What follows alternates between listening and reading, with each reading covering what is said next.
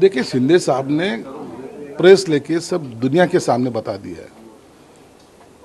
अपनी महायुति की सरकार आई है, बहुत सारी मेजोरिटी आई है, और किसी को अगर लगता होगा कि मैं उसमें रोड़ा हूँ या तो स्पीड ब्रेकर हूँ, तो मैं क्लियर कर देना चाहता हूँ, जो वरिष्ठ नेता निर्णय लेंगे वो हमें एक्सेप्ट है।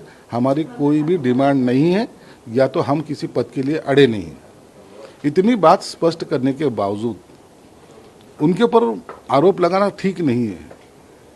उनकी राय उन्होंने स्पष्ट की। अब वरिष्ठ जो भी नेता निर्णय लेंगे उसको हमारा समर्थन रहेगा, इसलिए हमारे युति में कोई अनबन नहीं है। अब नेताओं ने निर्णय कब लेना है, इसके लिए हम उनको फोर्स नहीं कर सकते। उनका आदेश जो भी आएगा वो हमें एक्सेप्ट रहेगा। नेताओं के निर्णय के बाद क्या एकनाथ शिंदे अपना निर्णय लेंगे, कौन सा पद लेना है, क्या लेना है? वो तो निर्णय लेना ही पड़ेगा, वो पक्ष के प्रमुख है, उनको कौन सा पद लेना है वो उसके बारे में डिसीजन लेंगे। किस किस को मंत्रिमंडल में लाना है उसके बारे में निर्णय लेना है। पार्टी की अपनी क्या विचारधारा रहेगी उसके बारे में डिसीजन लेना है। तो ये सब लेने का पावर्स उनको है, और हमने सबने उनको गठ नेता बोल के चुना है। तो आप इसलिए उनको उस सब बातें का एक तो टेंशन भी रहता है, और वो बातों का डिसीजन लेते वक्त ये सब बातों को सोचना भी पड़ता है। क्या आज महायुति की मीटिंग होगी, क्या लग रहा है?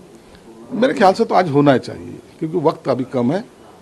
शिंदे साहब आज कल ठाना आए हैं, आज वर्षा पे आएंगे, और ये सब वरिष्ठ नेताओं की, शिंदे साहब है, फडणवीस साहब है, अजित दादा है, इनकी बैठक जरूर होगी, ऐसा मेरा अंदाज है। और बैठक के बाद ये जो कन्फ्यूजन है विभागों के बारे में, मंत्री पदों के बारे में, कितने आ रहे कितने जा रहे, इस सब बारे में उनकी डिस्कशन होगी। और एक दिन के बाद, आज नहीं लेकिन और एक दिन के बाद इसकी अनाउंसमेंट भी की जाएगी, या तो जो मंत्री पद के लिए शपथ ले रहे उनको बुलाया भी जाएगा। महाराष्ट्र के जो चीफ इलेक्शन ऑफिसर हैं उनका बयान आया कि जो ईवीएम मशीन को लेके अगर कोई गलत अफवाह फैलाता है, अभी किसी ने फैलाया तो उसके ऊपर भी एफआईआर करेंगे, साइबर क्राइम में कंप्लेंट की गई, क्या कहना चाहिए? सही बात है ना, आपको टाइम दिया गया है। जब इलेक्शन स्टार्ट होने के पहले भी ईवीएम के बारे में डेमो दिखाया गया है। आज भी इलेक्शन कमीशन कह रहा है कि 3 तारीख शायद कल, जिसको डाउट है उन्होंने आके हमको ये प्रूव करके देना चाहिए। उनको भी उन्होंने कॉल किया, लेकिन उसके बारे में जो गलत सलत बातें जो हो रही है, इलेक्शन कमिश्नर के ऊपर आरोप लगाए जा रहे हैं, या तो वो ईवीएम मशीन पे बताया जा रहा है कि इसमें फ्रॉड पना होता है, चीट होता है, ये होता है, तो ये बात गलत है। देश के लोगों को कन्फ्यूजन में नहीं रखना है। जिसने मतदान किया है उसको ये कॉन्फिडेंस होना चाहिए कि यस, मैंने सही जगह पे सही आदमी को वोट किया है। मोहन भागवत का बयान आया कि कम से कम 3 बच्चे होना चाहिए।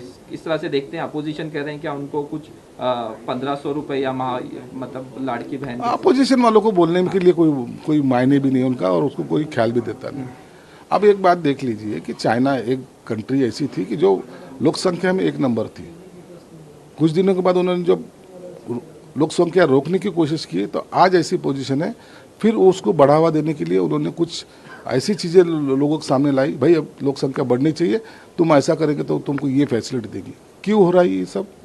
क्योंकि अगर प्रजनन कम हो जाता है तो कुछ दिन के बाद जो छोटी मोटी जो जाति या समीकरण जो है वो नष्ट हो जाएगी। आपने देखा होगा इस देश में पारसी लोग की एक जमात थी, उनका प्रजनन कम रहा, रेट देखा जाए तो कम हो गया, आज वो नष्ट हो गए। देश आपने को देखने को भी नहीं मिलता। तो ऐसा समाज नष्ट नहीं होना चाहिए, इसलिए उन्होंने सोच समझ के ये राय रखी है, और मुझे लगता है वो कोई गलत नहीं, हमारा उनको समर्थन रहेगा।